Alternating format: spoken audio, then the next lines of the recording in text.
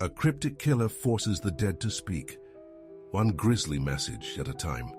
In each victim's final breath lies a secret too dangerous to stay hidden. A Detective Miles Harrington mystery.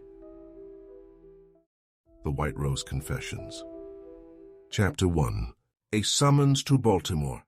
Miles Harrington gazed at the blur of telephone poles and industrial outskirts, whizzing by as the Amtrak train rattled southward from New York. A few months had slipped past since he'd closed the Philadelphia murder case, and he had spent those weeks quietly back in Manhattan, savoring tentative yet encouraging progress with his father and sister, Irene. They'd shared a few dinners, talked through old wounds, and for once life had granted Miles a semblance of peace. But if experience had taught him anything, it was that peace rarely lingered. Detective Josephine Carter's call the night before had brought urgency back into his life. A cluster of murders in Baltimore, each bearing a single white rose and a cryptic message. The local police were stumped. They needed outside help. And while part of Miles longed to focus on the fragile family ties he'd only just begun to mend, he couldn't refuse a plea that hinted at a methodical killer on the loose. He arrived at Baltimore's Penn Station under a blanket of sullen grey clouds. The 1990s modernization showed in the bustle of new shops, travelers wielding early-model cell phones, and hurried announcements echoing in the vaulted ceilings. Outside, a tall woman with a clean, no-nonsense bob of dark hair stood beside an unmarked sedan. She wore a serviceable navy blazer, a gold badge on her belt, and carried herself with a calm intensity that reminded Miles of a coiled spring. "You must be Harrington," she said, extending a firm handshake. "Detective Josephine Carter." "Miles," he replied simply. A drizzle of rain speckled his jacket as they climbed into the sedan.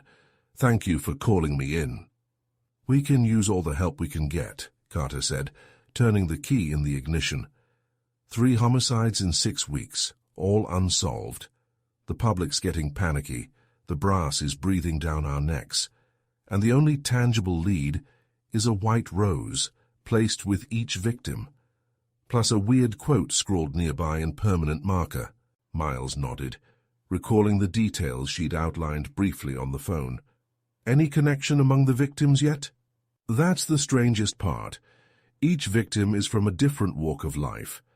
We have an accountant, a college student, and just last week, Annabelle Larkin, daughter of Edward Larkin, who practically owns half the shipping business along the eastern seaboard."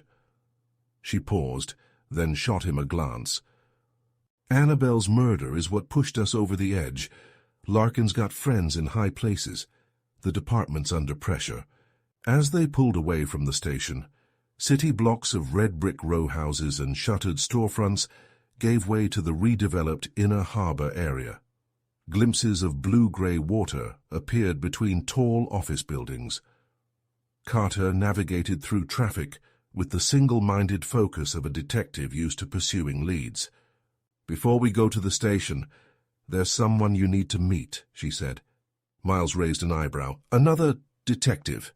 Carter pressed her lips tight. "A reporter. She's been sniffing around the department for weeks. Name's Cynthia Marshall, Baltimore Tribune.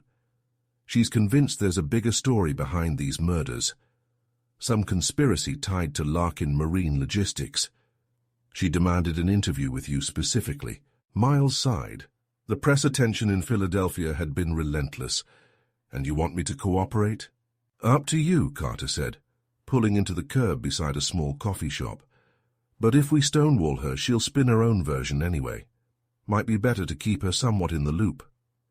Inside, a woman stood at a corner table, scanning the door with hawk-like intensity. She had chin-length auburn hair, a reporter's notebook, and a half-smile that suggested she'd known the moment they arrived. She wore a burgundy blazer, professional yet striking. The instant she spotted Miles, she tapped a pen against her notepad in acknowledgement. "You're Miles Harrington," she said, her voice friendly but probing. "Cynthia Marshall. I've been following your work since those cases in New York, especially the recent one in Philadelphia. Quite the reputation you've built." Miles forced a polite smile. If that's a compliment, thank you, but we're pressed for time. Cynthia's smile only widened. I'll be quick. Do you believe we have a serial killer here in Baltimore? She flipped to a page filled with handwritten notes. Rumor is the victims share a tie to Larkin Marine Logistics. Truth or rumor?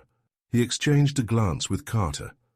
I'm not at liberty to discuss an active investigation in detail, but if I find anything that could help the public remain safe, you'll know. Cynthia perched forward. Fair enough, but if you want a real lead, you should know I've uncovered evidence of hush money payments from Larkin's company to various individuals. Could be unrelated, or it could be exactly the thread you need to pull. Miles said nothing at first, though he felt Carter stiffen beside him. They both recognized the significance of any rumor linking a shipping magnate's dirty dealings with a murder spree. That was big, possibly bigger than Cynthia realized. Well, Miles finally said, if you come across credible information, pass it on. In the meantime, maybe step carefully. This killer isn't playing around. Cynthia smiled, a dangerous gleam in her eyes. I wouldn't expect them to. They parted ways, with Carter leading Miles back to the sedan. They drove in silence for a few minutes, the wipers squeaking across the windshield. Finally, Carter said, Don't trust her too far. She can be as slippery as any suspect. Journalists have their own agendas, Miles agreed, but she might be onto something. Let's see where this goes. He looked out at the harbor waters glinting under the overcast sky. 3 murders in 6 weeks, white roses at each scene, cryptic messages referencing hidden sins, a city on edge, a wealthy magnate under scrutiny, and now a reporter hinting at conspiracies.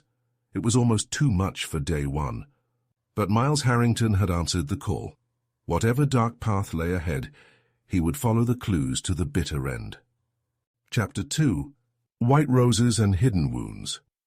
The Baltimore Police Department's homicide bullpen was a cramped, fluorescent-lit maze of desks, ringing phones, and disheveled case files. Detective Carter led Miles through it, like a guide on a battlefield tour, nodding curtly at half a dozen colleagues who paused to eye the newcomer. Whispers about the consultant from New York seemed to rustle through the stale air. Don't mind them, Carter said under her breath. A few are resentful they have to lean on outside help. Miles gave a terse nod. It wasn't the first time he'd encountered skepticism from local detectives. He took no offense, so long as the friction didn't impede the case. They reached a desk piled with manila folders, coffee-stained memos, and a battered corkboard pinned with crime scene photos. This is us, Carter said simply, gesturing to 2 chairs. Let's get you up to speed. They started with the earliest case. Margaret Dyer, a junior accountant at a mid-level financial firm. She was found by a jogger early one morning, sprawled near an abandoned shipyard. A single white rose on her chest. Next to her body, in black marker, someone had scrawled on the concrete, "The truth can't stay buried." Investigators found no signs of robbery or sexual assault. Dyer had no known enemies. Second victim, Jason Kim, a sophomore at a local college, discovered in a dimly lit parking garage.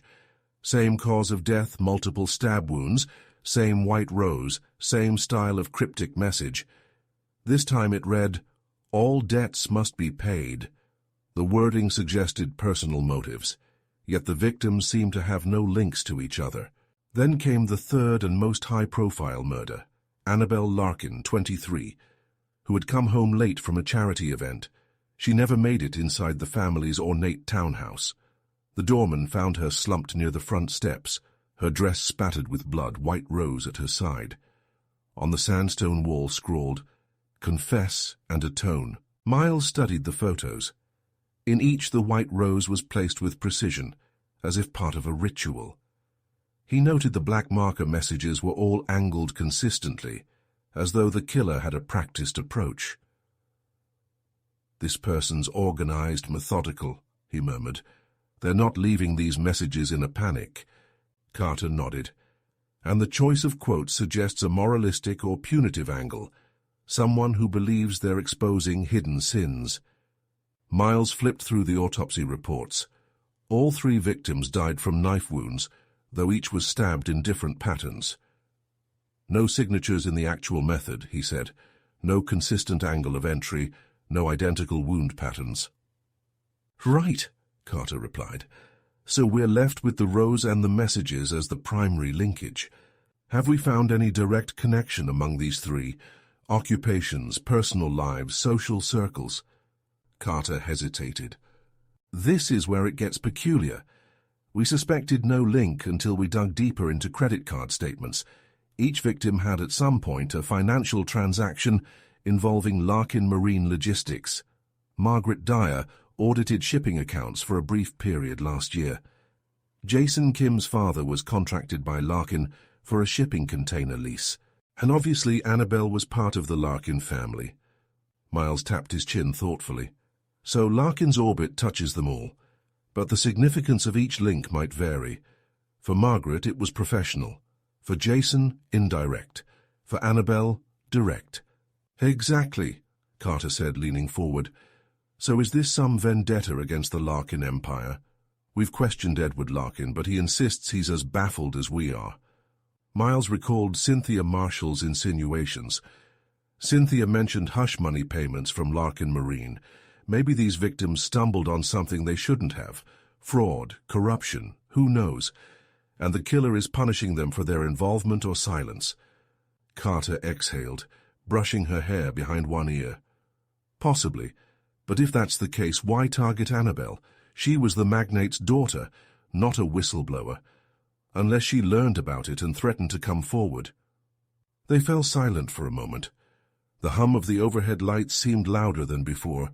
Miles's thoughts drifted momentarily to his father and Irene, wishing he could draw on their perspective. But this was far removed from his family affairs in New York. He pushed the thought aside. Where do we stand on forensics? Any DNA, footprints, fiber evidence? Carter handed him another folder. So far, no solid matches. We do have partial prints at the Jason Kim scene, but they weren't conclusive. Our lab is old school, underfunded.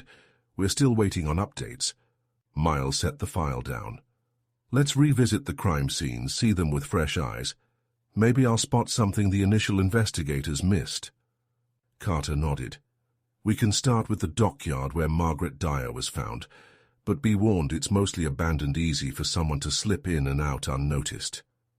Miles rose from the chair, a surge of adrenaline coursing through him. Then let's not waste time. They made their way to the exit, passing a row of desks where uniformed officers typed up reports. A muffled TV on a corner desk played a local news segment recapping the murders. The anchor's tone was grave, stirring more public fear. As Miles stepped outside into the damp Baltimore air, he felt the weight of the city's unease bearing down on him. 3 murders, all pointing to Larkin Marine in some way, cryptic moralistic messages and a methodical killer still at large. He hoped the next few hours would illuminate a path, but a nagging voice told him the killer might be 2 steps ahead, carefully orchestrating each crime to lure investigators into a labyrinth of half-truths. If that were the case, the real question wasn't just who was killing, but why they wanted these particular victims to die and who might be next. Chapter 3. At the Edge of the Water. The late afternoon sun dipped low as Miles and Carter arrived at the old dockyard. Rusted chain-link fencing surrounded a cluster of battered warehouses, long since shuttered by shifting economic tides. Weeds sprouted from cracks in the concrete, and the water lapped gently against barnacle-encrusted piers. It was almost peaceful, if one could ignore the fact that Margaret Dyer's body had been discovered mere yards away. Carter parked the sedan near a row of decaying crates, stepping out onto the gravel with a grim look. "We've been here multiple times," she said, leading Miles toward a makeshift memorial of wilted flowers and weathered photos propped against the fence. "Neighbors occasionally leave tributes, but no one really lingers after dark." Miles scanned the ground. Which area was taped off for Margaret's murder scene? Carter pointed to a spot a few yards away, where a faded outline of spray paint remained from the initial evidence markers. That's where her body was found. The white rose was placed over her heart. The message, "The truth can't stay buried," was scrawled on the dock just behind her. She walked a short distance, tapping her foot on a section of weathered wood. "It's been scrubbed since, but you can still see faint traces." Miles crouched, running his fingers along the plank. Only the faintest ghost of black lettering remained. "No footprints recovered?" "Just smudges," Carter said. "The surface was damp that morning. We got partials of Margaret's shoes, but nothing else. The jogger who found her left footprints, too. It was a mess." He rose, listening to the wind whistle through broken windows above. "Did forensics find anything near the fence line? Maybe the killer waited or watched from a vantage point?" Carter shook her head. "Nada, like I said, it's an easy place to slip in and out, nobody around at night." Miles squinted at the high vantage of a warehouse rooftop, imagining a figure looming there, waiting. This scene feels staged. Why here? Margaret Dyer lived across town, so the killer either abducted her or lured her here. That's what we suspect. She left work around 7 in the evening, never made it home. Carter turned at the rumble of a passing truck. Her car was found 3 blocks away, keys on the seat. No sign of a struggle. Miles's mind churned. This killer was calm, methodical, unafraid to transport victims or manipulate their final location. "They wanted this area," he said quietly. "Somewhere symbolic, maybe tied to Larkin's shipping operations. You said Margaret audited accounts for Larkin Marine. Possibly she uncovered something about a dockyard transaction."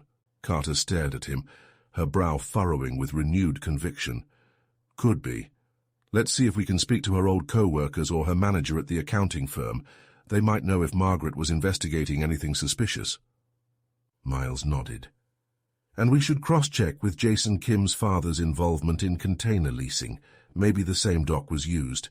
A gust of wind swept through, scattering loose debris across the cracked pavement. The city seemed to exhale, as if aware of the dark secrets swirling around it. For a moment, they stood in silence, the hush punctuated only by distant gull cries. Then Carter's pager beeped. She glanced at the tiny screen, her expression tightening. "That's the station," she said. "They want us back ASAP. Something about a new development." They wasted no time returning to the car. As Carter started the engine, Miles caught sight of a figure standing behind the fence. A slight woman in a burgundy blazer, pen and notepad in hand. Cynthia Marshall. He gestured toward her. "She's persistent, isn't she?" Carter scowled. "I'm not sure how she keeps finding us." Rolling down the window, she called out, "This is a restricted area, Ms. Marshall." Cynthia stepped forward, voice raised just enough to carry. "I can read signs, Detective. I'm on public property. Any comment on whether this location is connected to the other murders?" Miles noted she asked with feigned innocence. The same cunning glint was in her eyes as before. He decided to respond calmly. "We're actively investigating all angles, Ms. Marshall. I'd advise caution if you plan to wander around alone." "Oh, I won't stay long," she said, flashing a determined smile. "But I hear whispers that the victims might all have ties to a certain shipping tycoon. Care to verify?" Carter's grip on the steering wheel tightened. "No comment." "Then I guess I'll keep digging," Cynthia said lightly, flipping her notepad closed. "Be careful out there, Miles." She turned and walked off, her footsteps echoing across the empty lot. Carter let out an exasperated sigh. That woman is going to get herself killed. Miles nodded in silent agreement. Something about Cynthia's unrelenting pursuit of a scandal, particularly one involving Edward Larkin, made him uneasy. If she provoked the killer by exposing hidden truths, she could end up with a white rose of her own. They pulled away, leaving the deserted docks behind. Under a sky that was fading from grey to a sickly yellow, Miles couldn't shake the feeling that the city itself was holding its breath, bracing for the next strike. The killer was out there, calculating, planning, perhaps savouring every moment the police scrambled in the dark. And so Miles braced himself too, because if the killer continued this pattern, another victim could be lying in wait, connected to Larkin's empire in ways no one had yet deciphered. Chapter 4. Pressure from all sides. The Baltimore Police Department was in full scramble mode when Carter and Miles returned. Phones rang incessantly. Officers hustled between desks, clutching folders and scribbling notes. A wave of tension swept through the bullpen. The city's anxiety over a potential serial killer had escalated overnight, with local news channels calling him the White Rose Murderer. Carter steered Miles toward a conference room where a cluster of grim-faced detectives pored over a corkboard. Several pinned photographs depicted the victims, the black marker messages, and a city map with color-coded pushpins indicating their last known locations. In one corner, a small photo of Edward Larkin was tacked up, a question mark scrawled beside it. Detective Warren, a stocky man with a thick mustache, cleared his throat. "We just received an anonymous tip referencing a new location, something about a rose waiting at the harbor. Dispatch tried to trace the call, but it was from a payphone." Miles frowned. "Another staged scene?" Warren shrugged. "Could be, or it could be a crank. This killer's generating a lot of copycats, rumor-mongers, you name it." Carter looked at Miles. "Worth checking out, we can't ignore it." Before they could leave, however, the door burst open. In strode a tall, broad-shouldered man with silver hair and the bearing of someone used to giving orders. Captain Reese. He set his glare on Miles first, then Carter. "Detective Carter," he barked, "I trust you're making progress. The mayor's on my back about these murders." Carter nodded curtly. "We're pursuing several leads, sir. Miles Harrington has been instrumental so far." Reese shifted his gaze to Miles. "Harrington, I'm told you have a knack for high-profile cases. Let's hope that's true, because if we don't deliver results soon, the mayor's threatening to bring in external agencies full-time." Miles gave a measured nod. "We're getting closer, Captain, but serial killers rarely unravel overnight." Reese's expression was steely. "Then unravel faster." He turned on his heel and stormed out, muttering something about press conferences and city council pressure. Carter exhaled the moment the door clicked shut. "He's under a ton of stress. This is the biggest case in years. The city's on edge." Warren handed Carter a slip of paper with the details of the anonymous call. "Pier 14 near an old fish cannery. The caller claimed there's a white rose and a sign waiting." Miles checked the clock on the wall. 6:13 p.m. "Let's move. If it's real, we don't want to be too late." An hour later, Carter and Miles stood at Pier 14, a deserted stretch of waterfront flanked by rusting loading cranes. The fish cannery loomed behind them, its broken windows and flaking paint testament to years of abandonment. They flashed their badges at a uniformed officer who was already there, scanning the scene with a flashlight. "Nothing yet," the officer said, shining the beam across the old dock. "But this place gives me the creeps." Miles stepped carefully over rotten planks, the wooden boards creaking underfoot. He felt the weight of the situation in his chest, a sense that they were about to stumble onto something no one wanted to find. Then he froze, spotting a pale shape at the base of a toppled barrel. It was a white rose, its petals almost luminescent in the faint light. Next to it, a sheet of paper pinned by a rusted nail. Carter eased closer, drawing on a pair of gloves before gently lifting the page. Scrawled across it in a jagged, bold hand were the words, "You cannot hide your sins forever." Carter's jaw tightened. "No body, though. Is this a warning or a decoy?" Miles surveyed the shadows. "Could be both. The killer might be testing us or wanting to rattle us." Suddenly a shape flitted in the corner of Miles's vision. He spun, heart hammering, but it was only a stray cat darting between crates. He exhaled and refocused on the note. "We need a forensics team to dust for prints." Carter signaled the uniformed officer to call it in. "We're dealing with someone who thrives on cat and mouse. They're taunting us." Miles picked up the rose carefully. Its stem was fresh, no sign of wilting. This was placed recently. They heard footsteps behind them. Turning, they saw Cynthia Marshall emerging from the gloom, notebook clutched to her chest. Carter stiffened. "How on earth did you find us?" Cynthia gave a half shrug, her eyes flicking to the rows. "I have sources, Detective, and I see you found another calling card. Any comment for the Tribune?" Carter bristled. "This is an active crime scene." Miles gently interjected, "Miss Marshall, your presence here isn't safe. The killer could still be nearby." She shook her head, scribbling notes. "I'm willing to take risks. People have a right to know this maniac is escalating. Aren't we facing a bigger pattern, some link to Larkin's empire?" Miles exchanged a glance with Carter. They said nothing, but the tension hung as thick as the briny air. The killer had left another message, no victim this time. A precursor, perhaps, to the next murder. And Cynthia was determined to tie it to Edward Larkin. If she kept it up, her name might soon appear on the killer's list, if it wasn't there already. Chapter 5. Trails of Corruption. Morning brought a swirl of activity at the station. Forensics from Pier 14 yielded no usable prints on the note or rose, reaffirming how carefully the killer covered their tracks. Detective Carter and Miles holed up in an office with a pot of burnt coffee to review files on Larkin Marine Logistics.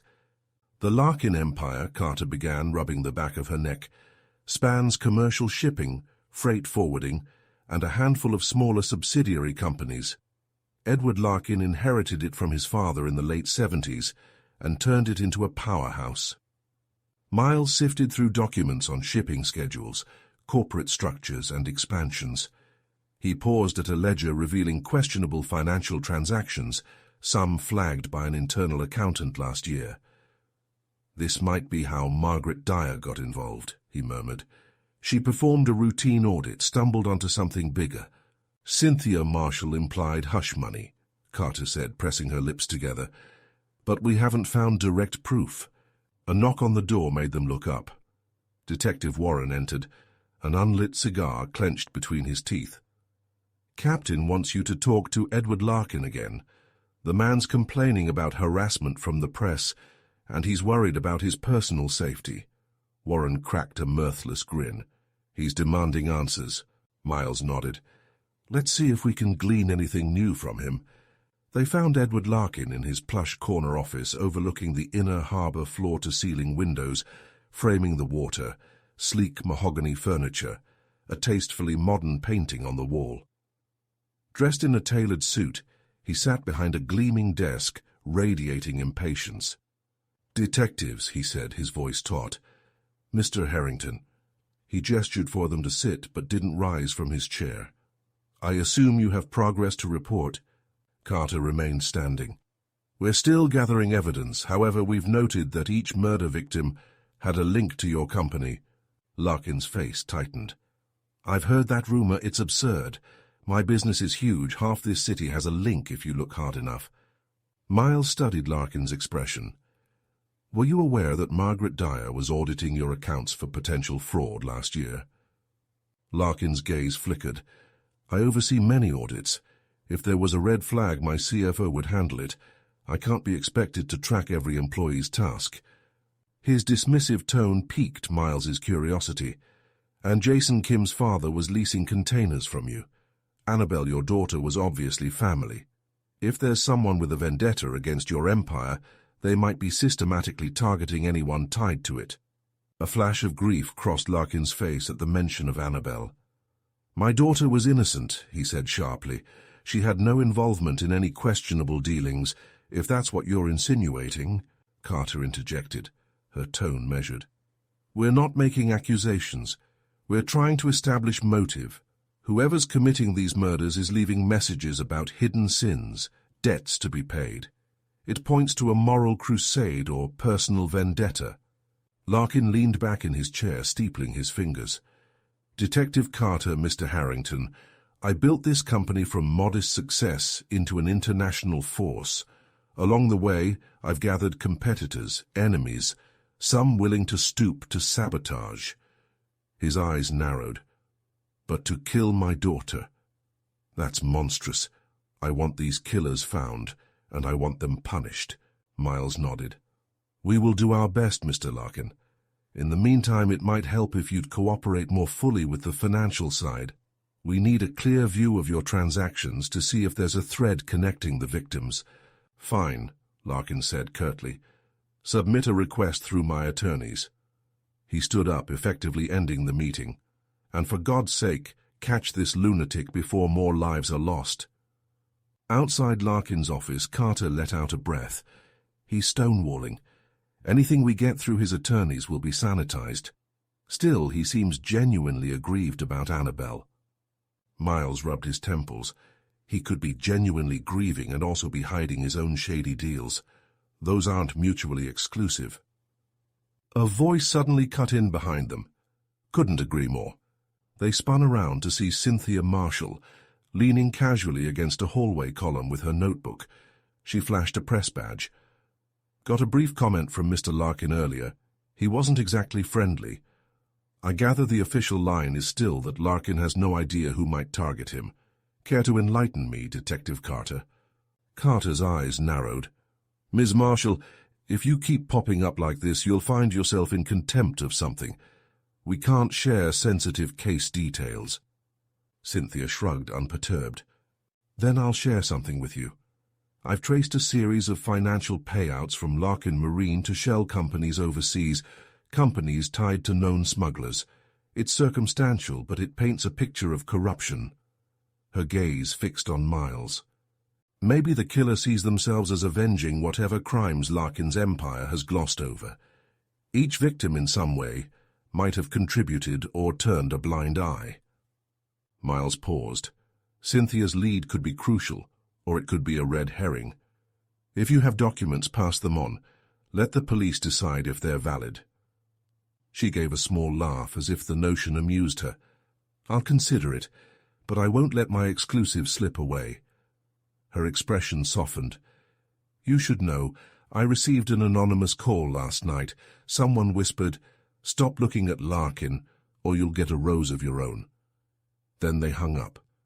She hesitated. "It's probably just a crank, right?" The flicker of fear in her eyes suggested she wasn't entirely convinced. Carter sighed.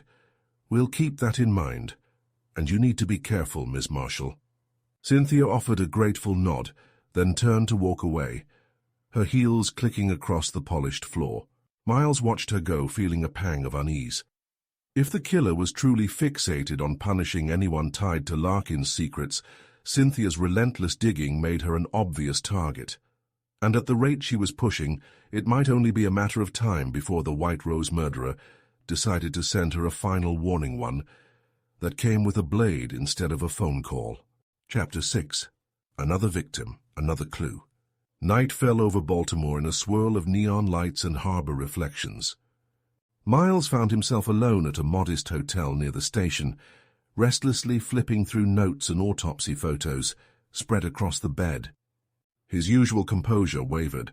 Each victim's face seemed to stare at him accusingly. He mulled over the motivations behind the murders, someone punishing perceived wrongdoing linked to Larkin Marine. Could it be an avenger, an ex-employee with a vendetta? Just after midnight, his phone rang. It was Carter's voice, urgent. "Miles, get down to Fells Point. We've got another body." He pulled on his coat and hurried outside, hailing a taxi.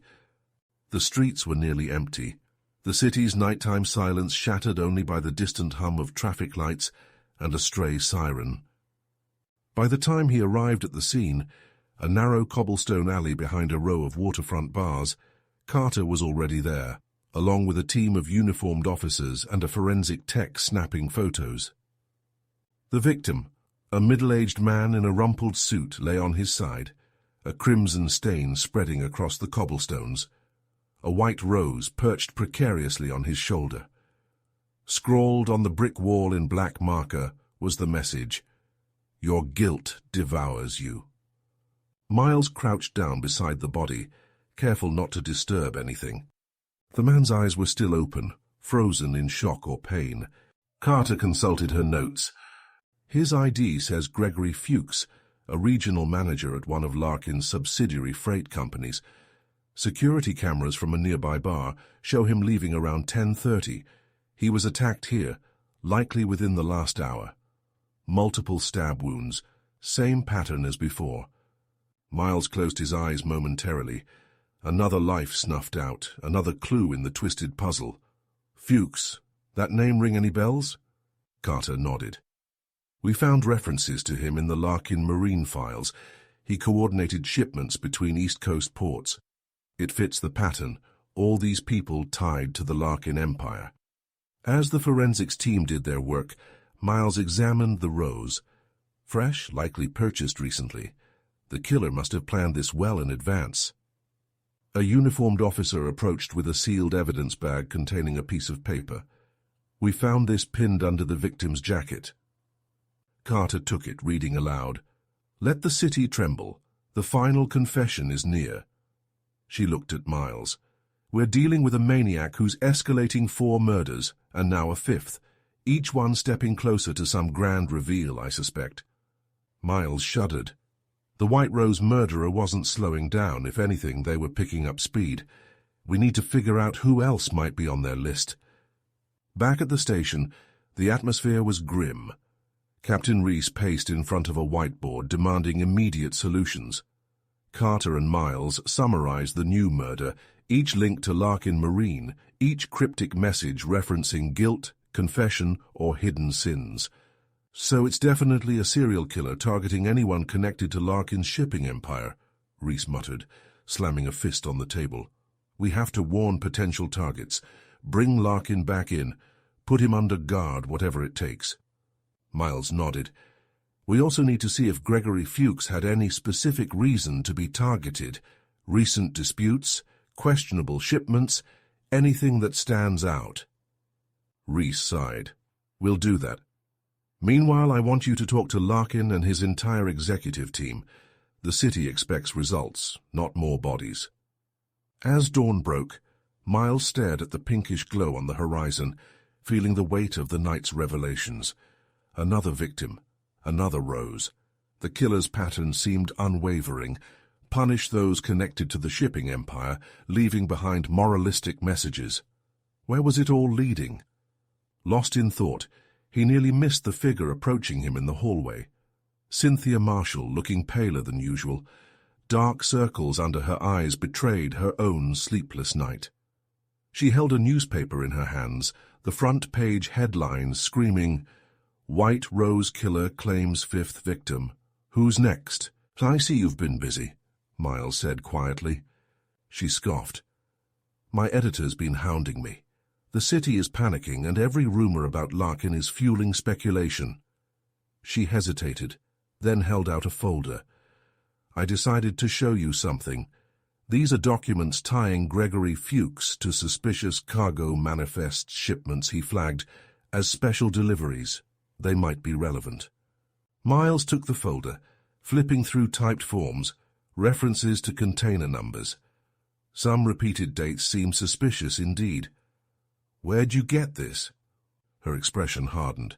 "An inside source who's terrified to come forward. They claim those shipments involved contraband, maybe weapons, maybe something else. If Fuchs was part of it, that could be a motive for the killer to label him guilty."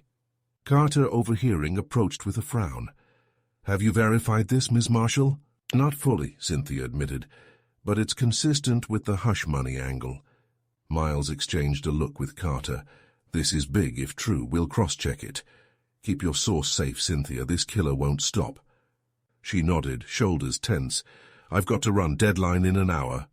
She left, leaving Miles and Carter staring after her, mind a-whirl with possible connections. The pieces of the puzzle were beginning to snap into place, each victim potentially complicit, or at least aware of Larkin Marine's illicit operations. The killer's twisted logic was to punish them one by one, demanding confessions that never came. But if that were the case, who could possibly have such intimate knowledge of these dealings? An employee? A family member? Someone seeking revenge for a wrong the company caused? With every passing hour, the body count grew, leaving an entire city gripped by fear. Miles felt the pressure sink deeper into his bones. Time was running out to halt this spree, and the final confession the killer seemed so eager to force. Chapter 7. A Narrowing Circle. Detective Carter arrived at Miles's makeshift desk, a fresh cup of coffee in each hand. "You'll need the caffeine," she said, handing him one. "We have a lineup of Larkin executives to interview today." Miles accepted the cup gratefully. Any that stand out as potential suspects? Carter flipped open a notepad. 2, primarily. Oliver Crane, the CFO, rumored to handle hush money accounts, and Rosalind Vega, a VP who oversaw freight operations. If Margaret Dyer discovered financial irregularities, she likely reported them to Crane. And if those irregularities involved smuggling or contraband shipments, Vega might have known. Miles sipped the coffee. Let's start with Crane. CFOs are gatekeepers. If someone is using Larkin's resources to kill, or if Crane himself is orchestrating it, he'd have the means to hide a paper trail. They headed downstairs to a drab interrogation room. Oliver Crane was already waiting, impeccably dressed in a 3-piece suit. Thin, sharp-featured, with hair slicked back, he appeared more like a Wall Street broker than a shipping executive. He offered a dismissive glance as Carter and Miles entered. "This is hardly necessary," Crane said, tapping a gold pen on the table. "I've already spoken to the police multiple times. The company's under siege, our stock is plunging, and you're turning your suspicions on me? Absurd." Miles sat across from him. "We're simply gathering information, Mr. Crane. Multiple victims have ties to Larkin Marine. We want to understand how those ties intersect with corporate finances." Crane pursed his lips.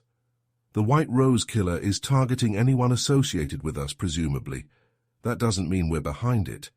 Carter leaned forward. "Margaret Dyer was auditing possible fraud in your department. Did she uncover something that put her in danger?"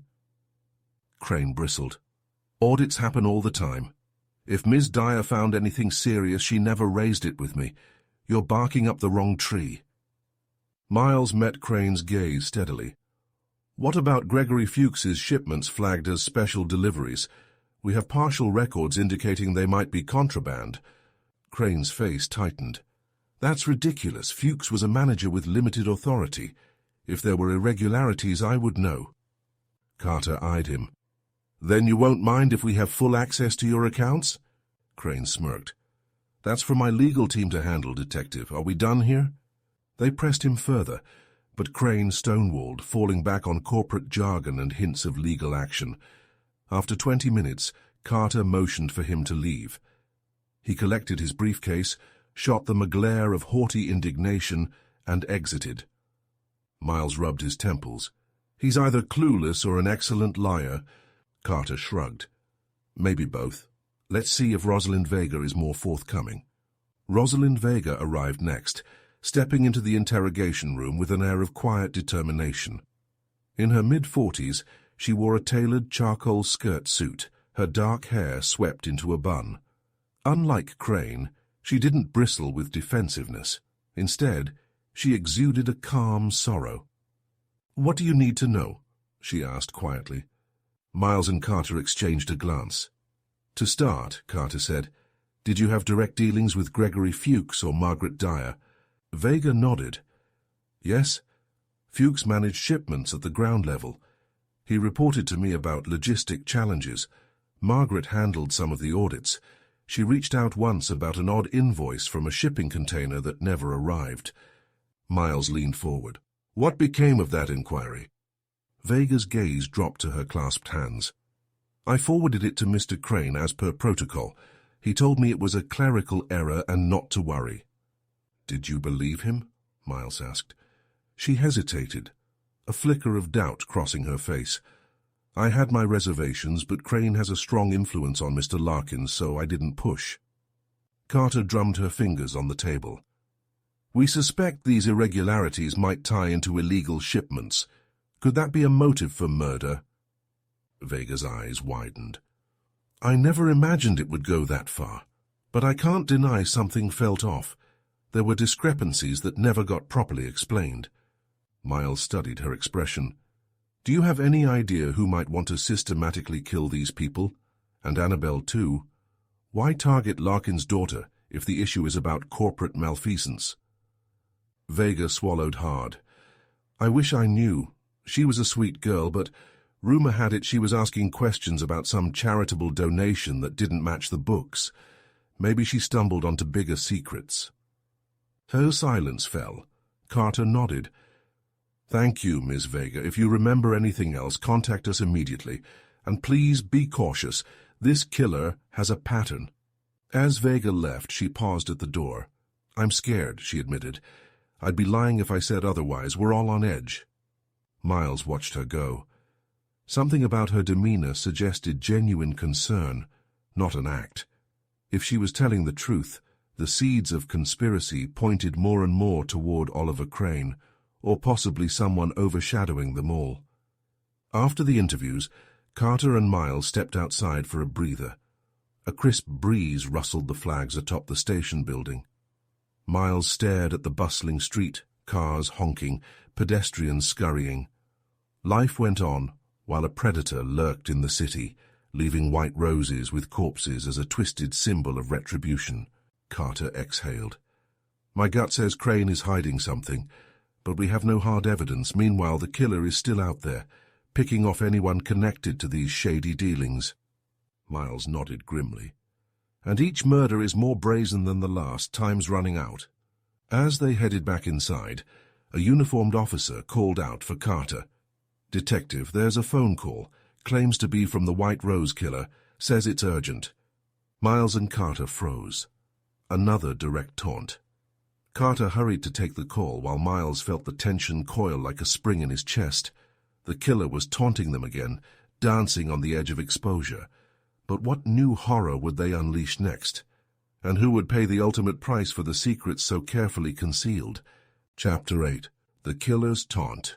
Detective Carter picked up the receiver in a small side office, signaling for Miles to join her. She pressed the phone against her ear. This is Detective Carter. A low, distorted voice crackled over the line, sending a chill through the cramped room. Have you found the truth yet, Detective? Each word was measured, dripping with mocking confidence. Or do you still stumble in the dark? Miles moved closer, straining to catch every syllable. Carter remained composed. Who is this? A short, mirthless laugh. You know exactly who I am. The rose, the messages, you've read my warnings, but you ignore them just like the guilty ignore their sins. Carter forced her voice steady. Why are you doing this to... If you have proof of wrongdoing, come forward. Murder isn't justice. Justice? The voice scoffed. Don't speak of justice when Larkin's empire thrived on deceit. Each victim had a part to play. Each refused to confess, and so they paid. Miles grabbed a pen, scribbling notes. Male? Distorted tone. Possibly using a device. Carter tried to keep the caller talking. What about Annabelle Larkin? She was innocent. Innocent? The voice hissed. No one connected to that empire is innocent. She discovered the darkness within her own family and did nothing. Silence is complicity. There was a beat of silence. Then the voice returned. I'll give you one chance to stop another death. Visit the waterfront park at midnight tonight. There, you'll find the next piece of this puzzle. If you're clever enough, you might save a life. A pause. Or fail again. The line went dead. Carter exhaled shakily, setting the phone down. They want us at the waterfront park at midnight. Another message, another staged clue, or maybe a trap. Miles nodded grimly. We have to go. We can't risk ignoring it. The clock ticked toward midnight, as Carter, Miles, and a small team of plainclothes officers gathered near a waterfront park, known for its scenic view of the harbor. Street lamps cast orange cones of light on the walkway, and a few late-night strollers ambled by, oblivious to the tension gripping the investigators. Carter had arranged for backup at discrete intervals, an unmarked car idling at one corner. Two detectives posed as a couple on a nearby bench. Miles and Carter walked the path, scanning every shadow, every rustle in the bushes. What exactly are we looking for? Carter whispered. A note, another rose? Miles shrugged. The killer said there'd be a clue, or possibly a hostage. Let's stay alert. They reached a small pier jutting into the water. The reflection of distant city lights glimmered on the waves. A metal bench stood at the pier's end. Carefully they approached, guns holstered but ready. Sure enough, a single white rose lay on the bench. Next to it, a folded piece of paper. Carter raised a flashlight, illuminating the note's bold scrawl. "Confess your part, or the next rose is yours. 2 a.m., Pier 9. She cursed under her breath. Another location just 2 hours from now. This psycho's leading us on a goose chase. Miles's heart pounded. We can't ignore it. Let's get a team to Pier 9. By 1:30 a.m., the officers regrouped, driving through deserted streets to reach Pier 9. A quiet, run-down stretch near the shipping docks. The air carried a pungent mix of salt and diesel. Cargo containers towered in haphazard rows, forming a labyrinth. Darkness pressed in from all sides, broken only by sporadic floodlights. Carter signaled everyone to split up, combing the area in pairs. Miles ventured with Carter down a narrow aisle between stacked containers, the sound of their footsteps muffled on the oil-stained concrete. Somewhere a metal chain clanked in the wind. A stray cat yowled in the distance. Every sense in Miles's body was on alert. Suddenly, Carter gripped his arm, pointing at a faint glow around a corner. They inched forward, rounding the corner to see a makeshift table set up under a flickering overhead lamp. On the table lay a tape recorder and a single white rose. Next to it was a Polaroid photograph. Carter picked it up with gloved fingers, gasping at the image. Cynthia Marshall, bound and gagged, her eyes wide with terror. Miles felt a jolt of fear. They have Cynthia. Carter pushed the play button on the tape recorder. A hiss of static, then the same distorted voice. "You are close, Detective, but still too late. Ms. Marshall uncovered truths that demand a final confession. I'll give her 1 hour to renounce her complicity in spreading Larkin's lies, or she dies. If you want to save her, uncover the root of these sins. Find the hidden ledger. Only then will you see who truly pulls the strings." The recording clicked off. Miles exchanged a stricken look with Carter. Cynthia was in mortal danger, and the only clue was a cryptic reference to a hidden ledger. Carter radioed the rest of the team, instructing them to search the containers, the warehouses, anywhere a hostage might be held. But the killer had a head start. This elaborate cat-and-mouse scheme had been planned, each step orchestrated. Miles's mind raced.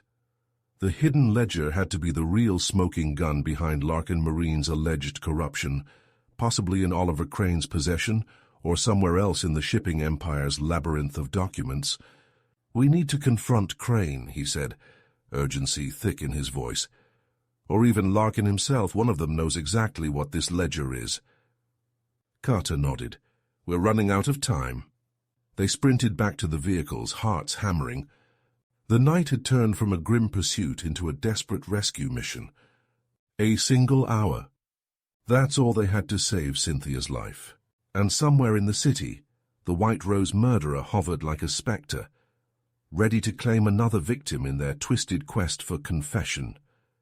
If Miles and Carter failed, Cynthia Marshall's inquisitive spark would be extinguished forever. Chapter 9. Revelations. Barging into Oliver Crane's upscale row house at 2 in the morning would normally require a warrant and a hell of a justification. But with a woman's life on the line, Captain Reese authorized an emergency search. Carter and Miles arrived at the ornate door, battered it with the butt of a flashlight, and shouted for Crane to open up. Moments later, a bleary-eyed, bathrobe-clad Crane appeared, spluttering with indignation. "What is the meaning of this?" Miles stepped inside, ignoring Crane's protests. "We have a credible threat that a woman's been kidnapped. The killer says there's a hidden ledger proving corporate crimes. We think you know where it is." Crane's face paled, but he quickly tried to mask it with anger. "This is an outrage. You can't just force your way in." Carter cut him off, brandishing her badge. "We can, under emergent circumstances. Where's the ledger, Crane?" He shook his head vehemently. "I have no idea. Do you think I'd keep incriminating documents at my home?" Miles noticed Crane's trembling hands. Fear, guilt, hard to say. "We know Gregory Fuchs and Margaret Dyer discovered financial irregularities tied to your department. Did you bury evidence?" Crane's breathing turned ragged. I manage hundreds of accounts. I can't possibly know every detail." Impatient, Carter signaled to officers who began searching the premises.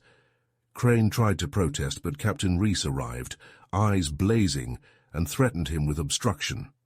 After a tense few minutes, an officer emerged from an upstairs study, carrying a slim black binder with the Larkin Marine logo. "We found this hidden behind some books," the officer said, handing it over. Carter opened it, scanning pages crammed with columns of shipping numbers, payments, and cryptic notations. The entries were out of sync with official statements, referencing coded transactions. It appeared to be a record of illicit dealings, possibly money laundering or contraband shipments. Carter looked up, adrenaline spiking. "Is this the ledger the killer mentioned?" Crane wiped a sheen of sweat from his forehead. "If that's what you think, you're mistaken." But his voice shook. Miles flipped through the pages, seeing references to Special Cargo 347 and discretion fees. Names of employees Margaret Dyer, Gregory Fuchs, even Jason Kim's father sprinkled the margins. And at the bottom of multiple pages, approved by E.L. Miles's blood ran cold. E.L. Edward Larkin.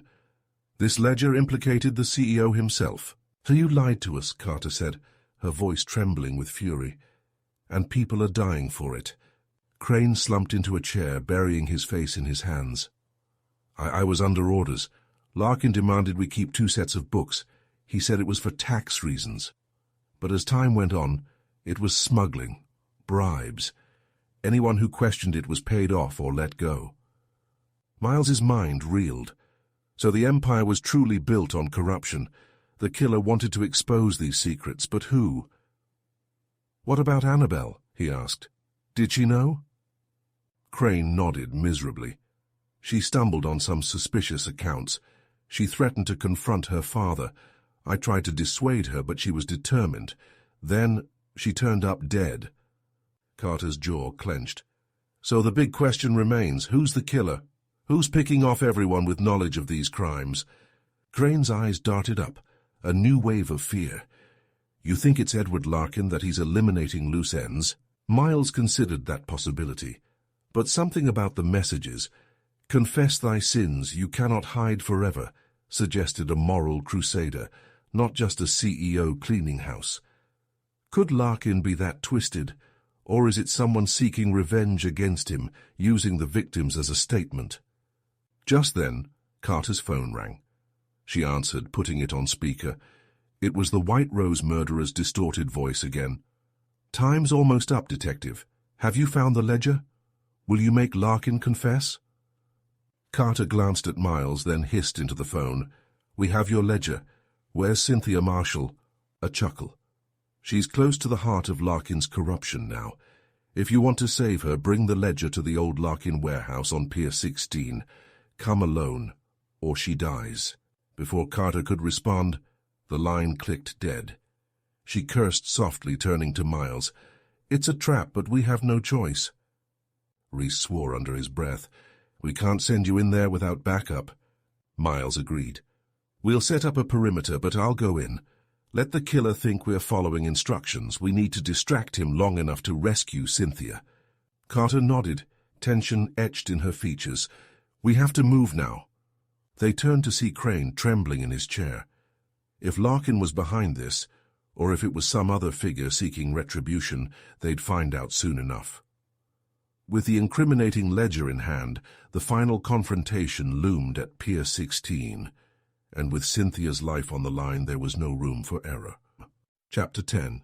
Final Confession. Midnight had long passed when Miles arrived at Pier 16, the black binder clutched under his arm like forbidden contraband. The old Larkin warehouse stood ominous at the water's edge, a hulking shadow in the moonlight. Detective Carter and a SWAT team gathered in stealth around the perimeter, waiting for Miles's signal. He stepped through a broken doorway into a cavernous space, littered with disused pallets and rusting metal scaffolding. Every footstep echoed, stirring faint dust motes in the moonlit gloom. "I'm here," he called out, voice echoing. A distorted voice replied from somewhere in the darkness. "Place the ledger on the ground, step back." Miles hesitated, scanning for movement. Then he set the ledger on the concrete floor, stepping away slowly. "Where's Cynthia Marshall?" A shuffling sound, and then a dim overhead light flickered on. Beneath it, Cynthia sat bound to a chair, her eyes wide with fear, gag in her mouth. Standing behind her was a figure cloaked in shadow, holding a long knife. The glint of the blade caught the light. A chilling hush settled over the vast room. "You brought the ledger," the killer said. The voice still sounded distorted, but up close Miles could catch a hint of its natural timbre, perhaps male, perhaps female. Hard to tell. "You're smarter than the others." Miles raised his hands, staying calm. "This ends here. You've made your point. Larkin's empire is corrupt. Put the knife down and no one else has to die." A snarl tore from the killer's throat. No one listened when Larkin's greed ruined lives. They looked away while he smuggled contraband, bribed officials. Even his own daughter refused to blow the whistle. They were all complicit. The killer placed the knife against Cynthia's throat and she whimpered. "One more confession is needed." Miles's heart hammered. "Whose confession? Edward Larkin's?" A hollow laugh. "He'll never confess. But the world will know once I release the ledger. They'll see the entire circle of guilt. The white rose stands for purity, a symbol that truth can be cleansed only through penance." Slowly, so as not to startle the killer, Miles stepped closer. He needed to keep them talking. Annabelle was going to expose her father, wasn't she? A tensed silence. Then, in a moment of mania, the killer spit out, "She hesitated too long. She had a chance, but she faltered, letting more shipments go through. I gave her a rose, so she'd never forget her silence."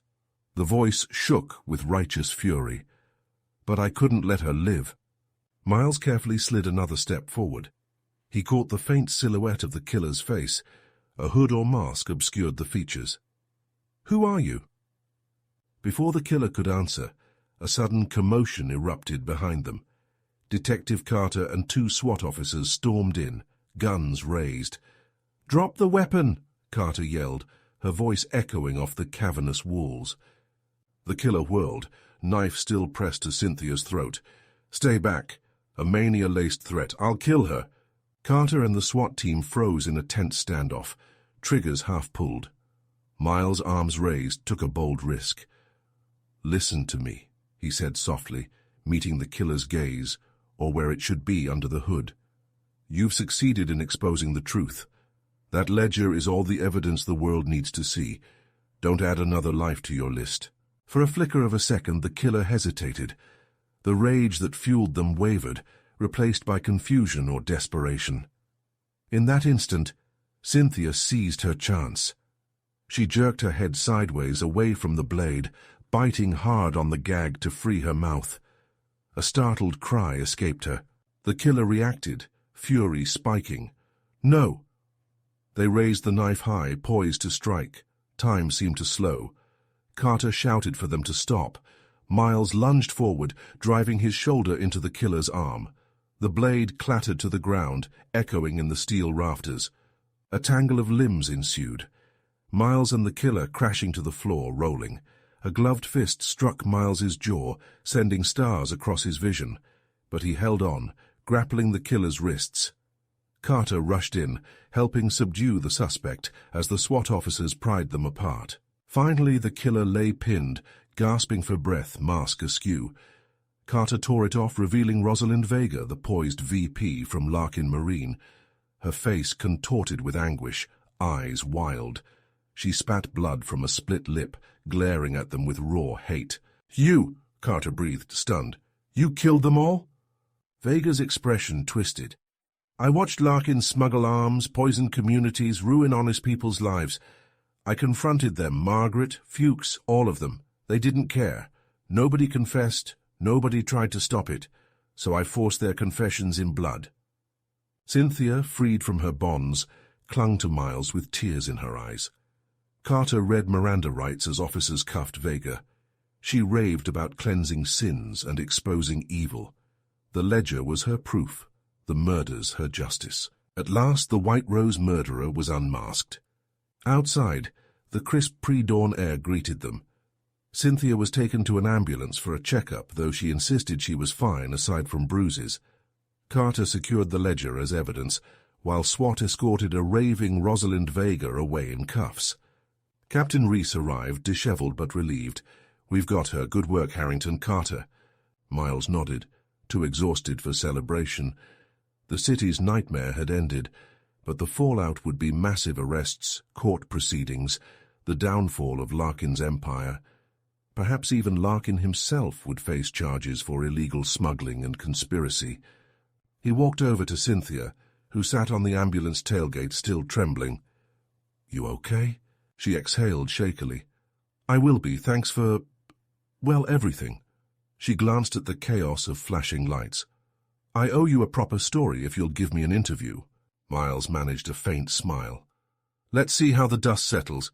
Maybe we can tell the city the truth without fueling more panic." Cynthia nodded, wiping a tear from her cheek. "I'll try to keep it factual, no sensationalism." Detective Carter appeared, her face a mixture of relief and residual shock. "We did it," she said softly. "But at what cost?"